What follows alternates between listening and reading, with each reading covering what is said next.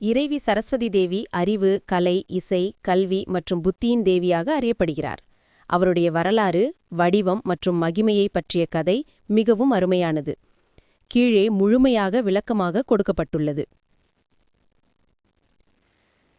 சரஸ்வதி தேவியின் பிறப்புக் கதை. பிரம்மாதேவன் உலகை உருவாக்கிய பிறகு அவர் உருவாக்கிய பொருட்களுக்கு அறிவு, சிந்தனை, மொழி ஆகியவை இல்லாமல் இருந்தன.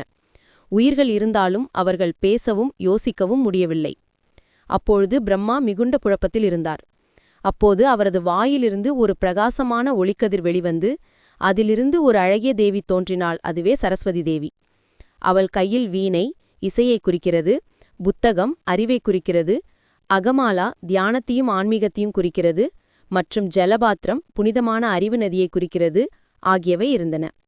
அவள் உலகிற்கு மொழி, அறிவு மற்றும் கலை ஆகியவற்றை அளித்தாள்.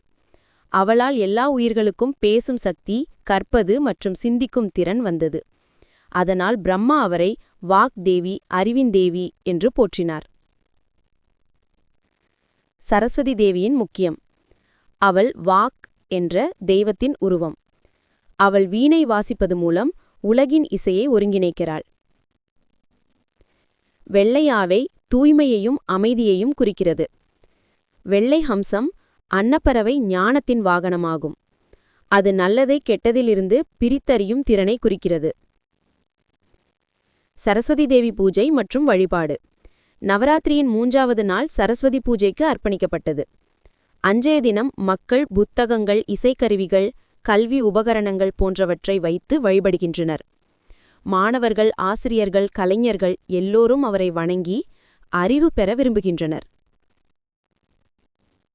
சரஸ்வதி தேவியின் அருளால் கிடைக்கும் பலன்: புத்தி, ஞானம், கலை நுணுக்கம், மொழித்திறன், நினைவாற்றல் ஆகியவை வளரும். கல்வி மற்றும் கலைத்துறையில் முன்னேற்றம் அடையலாம்.